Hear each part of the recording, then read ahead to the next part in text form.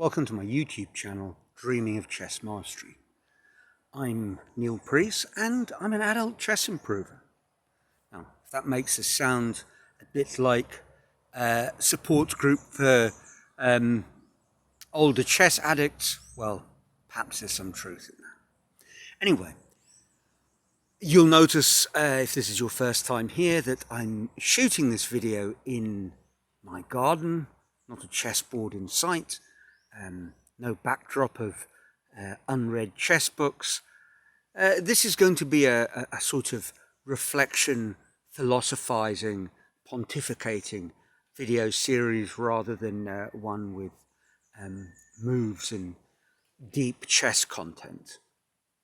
Well, I think there might be some content, there will be content that is very relevant to our chess journeys, but it's not going to be about the specific moves rather than all that is going on around that.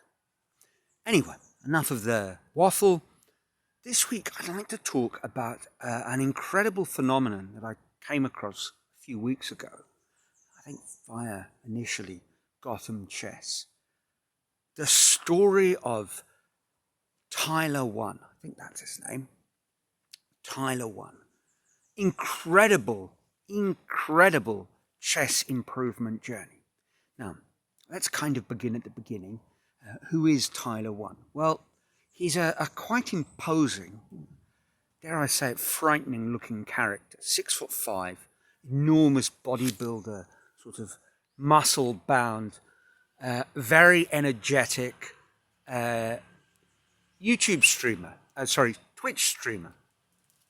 He's a professional gamer. And his Twitch channel is about League of Legends. I don't know very much about these games.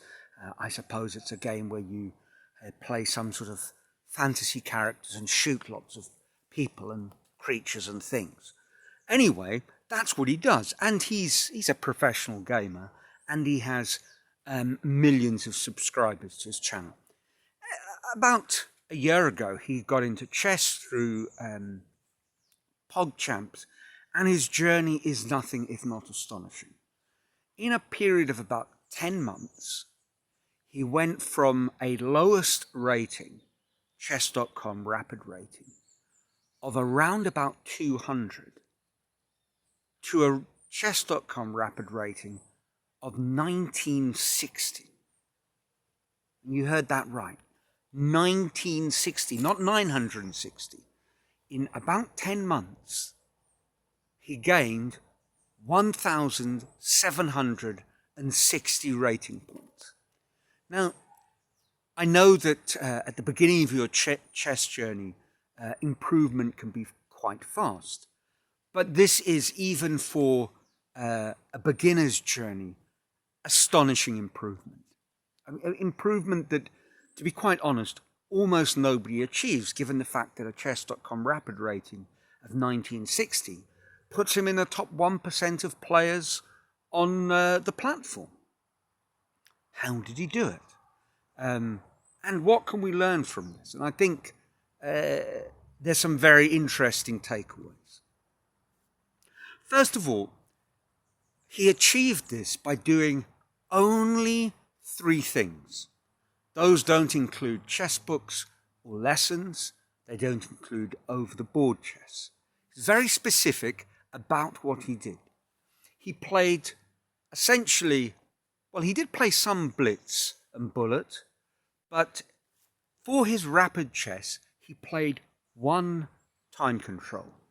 10 minutes on each side with no increment. I think that's actually quite important. I'll get into why a little later on. So that was a time format that he preferred. He did a lot of puzzles. Not Puzzle Rush or 5-minute Puzzle Rush or Survival Puzzle Rush. No, he solved puzzles on chess.com, just the normal puzzles. And yeah, that's it. And he did learn one thing, it seems. He learnt 1 opening. And perhaps that's a good place to start. To simplify his journey, he decided to focus on one kind of system opening that he could play as white or black. And you might be expecting me to come up with something like the London system, or perhaps he went for one of those King's Indian fianchetto styles. No, it was an opening that may or may not be the invention of, but was popularized by the chess streamer Anna Cramling, an opening called the Cow. And what he plays is this. Imagine he's white. This could be equally with black. His first four moves, almost without fail, are e3, d3, knight e2, knight g3. And that's what he plays, white or black. Given half a chance, he follows up. Sometimes there's deviations, depending on his opponent's moves. He'll follow that with knight d2 and knight b3. Obviously not a good opening. Actually, let's put it differently. A dreadful opening. But it does get him in the game. He doesn't drop anything early on. And he has some sort of shock value. So there we are. The three ingredients to Tyler's chess improvement: play 10-minute with no increment, solve puzzles, and play the cow. So you start repeating positions. But now we come up to, I think, the underlying thing, which is if you dig into the numbers, it's when things get a little bit surreal. Because Tyler is nothing if not committed, determined. As he says in his streaming, he will outwork you, he will outgrind you, he will play more than you. So over that 10-month period, he played 6,000 plus games of rapid chess. 6,000. He solved over 12,000 puzzles. And those are pretty extraordinary numbers. Now, when Gotham Chess was talking about this, my interest peaked, and it's not hard to find out his chess.com account to get a little bit more nuanced information. He plays all capital letters, very much in keeping with his style. He shouts a lot. Think of, I don't know if I'm being mean-spirited here, but think of Hans Niemann's delivery, if you've seen any of his videos, but a Hans Niemann on steroids, having a steroid rage attack. That is Tyler, a fearsome sight. So I investigated his account, and it turns out that he didn't play and solve puzzles at the same time. He had a spell where he played a lot. Then from about the end of November 23 until the end of February 24, he stopped playing and he just solved puzzles. I think in that let's call it 90-day period, he solved in excess of 100 puzzles a day, and he stopped playing chess. And then in the next couple of months after that, he played, I guess, he took his rating from maybe 1,400 to 1,900, and he played over 2,000 games in a 90-day period, looking at the details on his account. So he's done something very interesting. He's made a lot of improvement, playing a lot, and from the very beginning, loyally sticking to the cow. And then he reached a certain point, maybe where he felt he'd hit a plateau, and then he just doubled down and solved over 100 puzzles every day. And make no mistake, he made progress solving puzzles. He reached, I think his peak puzzle rating is in excess of 3,500. And he was solving the puzzles, it seemed, I sort of scanned through, in a minute or 2 minutes. So he developed an astonishing sort of pattern recognition. And he was playing, when he stopped the puzzles and got back to his rapid chess, he played in that 3-month period well over 20 rapid games a day. And that's, I think, a very interesting sort of nuance. He made some progress, then stopped, developed his tactical ability, and then got back and just ground down on the playing front, making relentless improvement. He didn't, of course, win all his games. It looks like his win versus loss percentage is something like 48% wins to 46% losses, the rest being drawn. Obviously chose the level he was playing quite carefully, and that 2% differential enabled him to just steadily improve his rating. And to me, that's a fascinating sort of lesson right there. You know, if we're trying as part of our own adult improvement journey to improve, the important thing is to play a lot, choose our opponents carefully, and develop that little marginal gain. Now, in one of his videos, he makes a comment how chess is easy. And I think it's worth just unpacking that a little bit. Because looking at his games, it's very hard to compare ratings. I think we all can agree on that.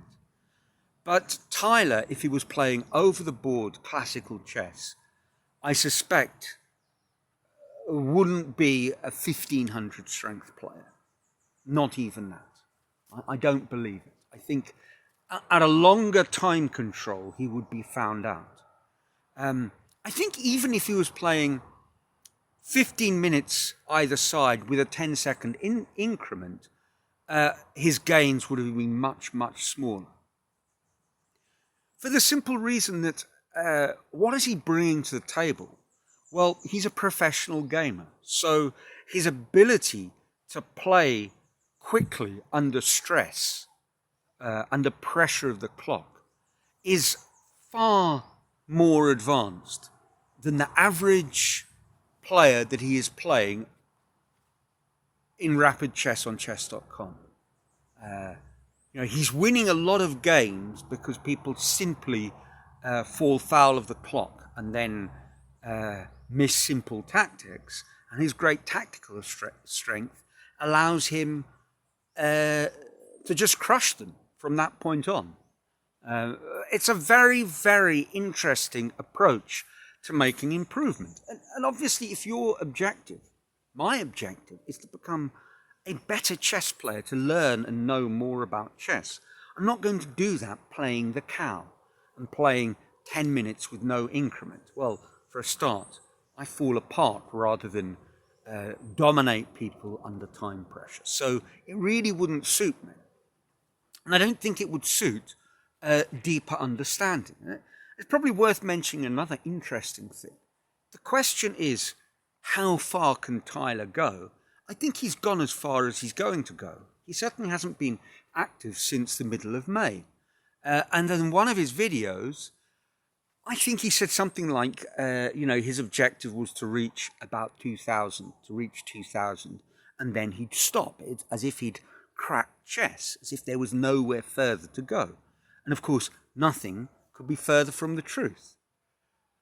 But I do think one of the other big takeaways for all of us is that if we can double down on our playing, if we can develop our ability to bring maximum focus to that playing, and if we interleave with periods of intense playing and reflection on our games, moments where we really do hard study, where we do a lot of puzzles, where we do some bulk work.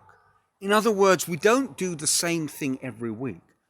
But we think of operating in cycles over a period of months, rather like someone training for marathons. I think we might be onto an interesting, very different approach to our adult chess improvement. I think one area where a lot of adult chess improvers go wrong is that they believe that doing the same thing more or less every week, week after week, will lead to massive leaps. And I don't think that is true. Anyway, there we go. That's probably enough for the time being. I'd be fascinated to hear what you think. If you've come across Tyler1 before, what your thoughts are on what we can learn from his rather bizarre chess journey. Let me know in the comments below. Otherwise, keep on enjoying your chess. Trust your lives are filled with joy. And till the next video, ciao.